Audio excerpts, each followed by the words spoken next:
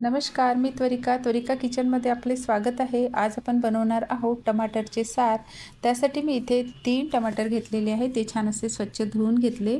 सार बनवण्यासाठी लाल पिकलेलेच टमाटर घ्यायचे। आता आपल्याला टमाटरला बॉईल करून घ्यायचे आहे। त्यासाठी मी गॅसवर पाणी गरम करायला ठेवले आहे आणि त्यात मी टाकत आहे टमाटर। झाकण झाकून आपल्याला 10 मिनिट टमाटर छान असे उकळून घ्यायचे आहे।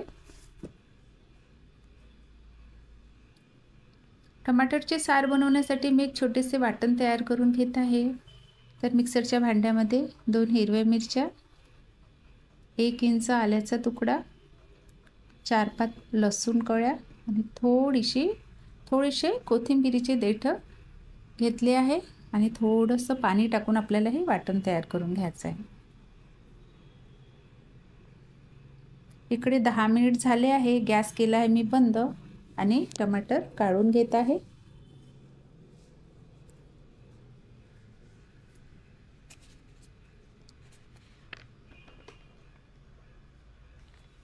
हे पाणी आपल्याला फेकायचे नाही आहे, हेच आपल्याला आता सारमध्ये टाकायचे आहे। अशा पद्धतीने आपल्याला टमाटरचे सालं काढून घ्यायचे आहे। टमाटर पिकले असल्यामुळे त्याचे सालं सहज निघाले। अशा पद्धतीने मी त्याचे काप करून घेतले। ते मिक्सरच्या भांड्यामध्ये टाकून त्याची आपल्याला एक प्युरी करून घ्यायची आहे।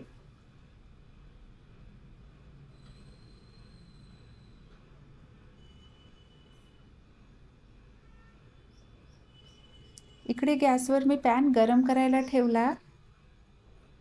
त्यात मी टाकत आहे 1 बाउल तेल। या साराला तेलही आपल्याला खूप कमी लागते। तेल गरम झाल्यानंतर त्यामध्ये टाकत आहे पाव चमचा जिरे आणि मगाशी जे वाटण आपण तयार करून घेतले होते ते त्यात टाकून घ्यायचे आहे आणि आपल्याला 1 मिनिटभर छान असे परतून घ्यायचे आहे।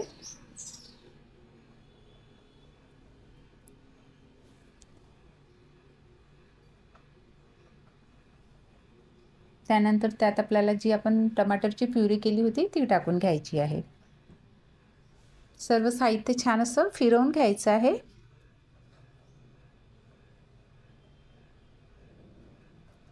बघा, त्यात आपण टाकत आहे मी पाव चमचा तिखट, पाव चमचा हळद, पाव चमचा धनेपूड आणि चवीनुसार मीठ टाकून सर्व आपल्याला मिक्स करून घ्यायचे आहे। मिक्सरच्या भांड्यातही आपण थोडे पाणी टाकून घ्यायचे आणि तेही आपल्याला यामध्ये टाकून घ्यायचे आहे।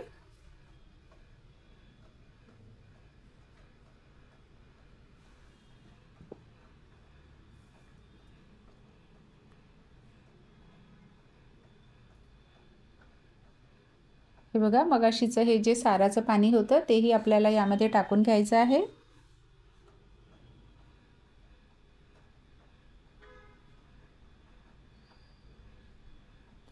तुम्हाला किती गाढ पाहिजे त्या हिशोबाने तुम्ही पाणी टाकू शकता आणि थोडासा गरम मसाला आणि कोथिंबीर टाकून आपल्याला छान याला शिजवून घ्यायचं आहे। तर 5 मिनिटभर मी हे सार छान शिजवून घेतलेले आहे। 4 ते 5 मिनिटांमध्येच हे सार छान असं शिजून जातं।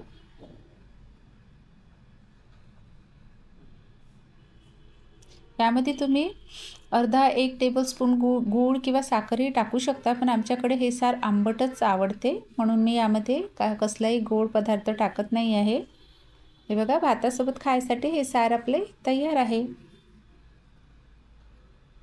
वेळेवर भाजीला काही नसले अशा वेळेसही आपण हे सार मस्त गरम गरम भातासोबतही बनवून खाऊ शकतो।